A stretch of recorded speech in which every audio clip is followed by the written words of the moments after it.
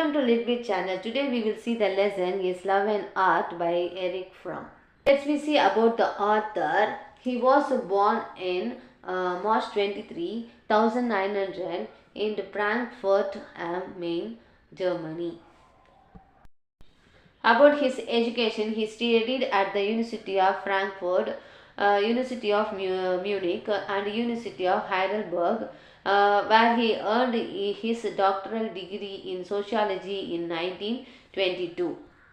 Later, he pursued psychoanalysis at the Psychoanalytic Institute in Berlin. PhD in sociology. Accolades during his lifetime, but one notable recognition was the Goethe Plaque of the city of Frankfurt in 1979, honoring his cultural contribution. Fromm's writing combines psychology, sociology, and philosophy. He is known for his humanistic psychoanalysis and his works on social behavior, focusing on love, freedom, and its impact of societal structure on individuals. His style integrates Freudian psychoanalysis with the extensional philosophy and Marxist social analysis. He died on March 18, 1980 in Locomo, Switzerland. The background of the story forms philosophical and psychological view on love. He argues that love is not a simple emotion that happens by chance or luck, but a complex art form that requires effort, knowledge, and commitment. Holmes critiques that modern society's superficial understanding of love, emphasizing that most people are more concerned with being loved than learning how to truly love. Author point of view of love as an art that needs to be mastered. He contrasts love prevalent views of love.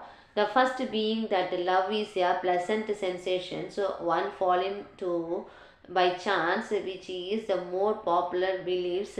The second being that love is an art that requires knowledge, effort, and practice. Fromm believes in the latter, stating that true love comes not from finding the right person, but from developing one's own capacity to love. He criticized modern customized cultures which reduce the relationship to transactional exchange similar to shopping for commodities. Fromm argues that people today see love as a means to enhance their social standing, often selecting partners based on their social value rather than deep emotional connection. Setting of the story here is more of the social critics than the narrative. The setting is a modern Western society, particularly in the mid 20th century, when the ideas of romantic love had become so more prevalent.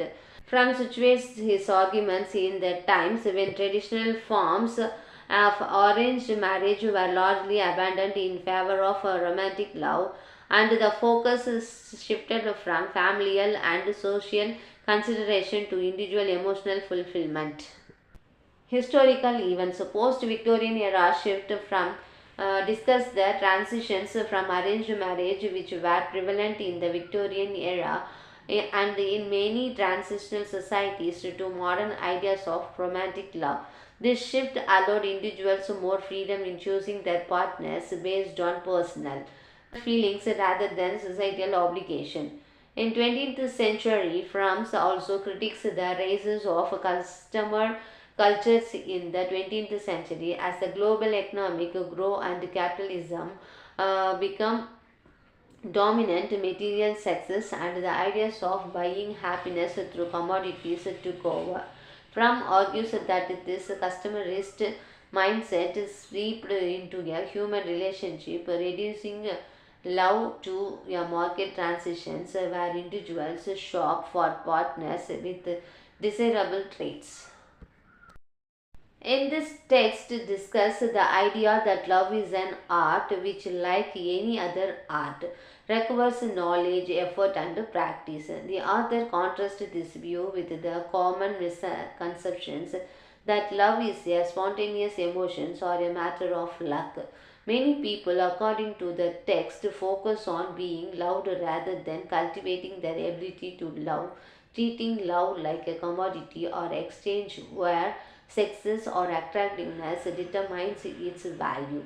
The text critiques this approach, emphasizes that love should be understood as a skill that involves both theoretical understanding requires commitment and prioritization over societal pursuits like success, money, and prestige.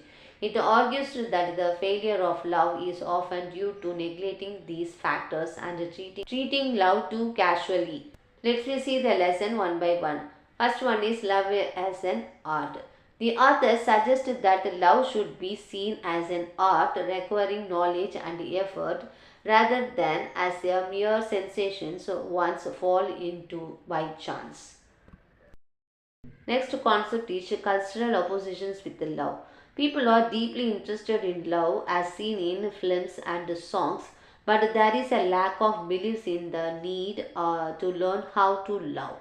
Next one, focus on being loved, not loving. Most of the people focus on how to be loved rather than on their ability to love. This leads to effort to make oneself lovable by being successful, attractive, or likable. Next concept is misconceptions about love. Many believes that the difficulty of love lies in finding the right object to love rather than developing the capacity to love. Next concept he tell about cultural shift in love. In the past, love and marriage were more of the conventional arrangements, whereas modern society emphasizes personal choice, making the search for a love object more complex. The concept of love shift to romantic love. In the modern Western society, the concept of romantic love has become prevalent, contrasting with the traditional marriage as arranged based on social contradictions. And now love is expected to lead to marriage. Next one is love as a transition. So contemporary culture treats love like a marketplace. So now romantic love's race. In recent generation, romantic love as a personal experience leading to marriage has become a dominant concept in the Western world. Then love as a exchange. Modern culture views love similarly to a market exchange where people seek attractive qualities in partners based on social and personal value, much like purchasing goods. Then falling versus standing in love is people often confuse the intense initial feelings of falling in love with the deeper, lasting states of being in love or standing in love. Next, he explained about the concept initial infatuation is not lasting love. In this, excitement of falling in love often fades, leading to boredom, antagonism, and is mistaken for true love, which can stem from loneliness. Then, the topic is a frequent failure in love.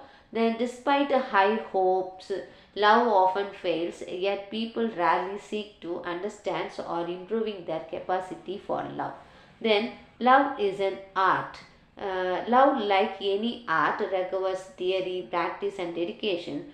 However, people prioritize success, prestige, and power over learning how to love. Then, the concept of learning love requires ultimate concern, mastery of love, like any art, must be an individual's most important pursuit to achieve success in it.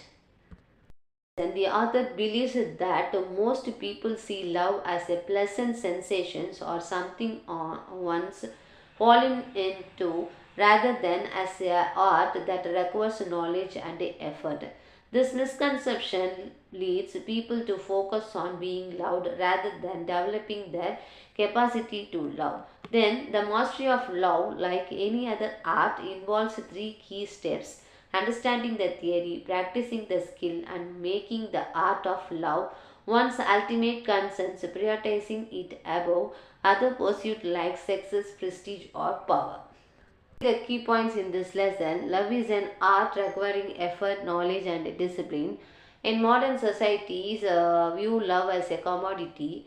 In initial frustrations differs from lasting love. Then mastering love involves understanding theory, practicing love and devotion.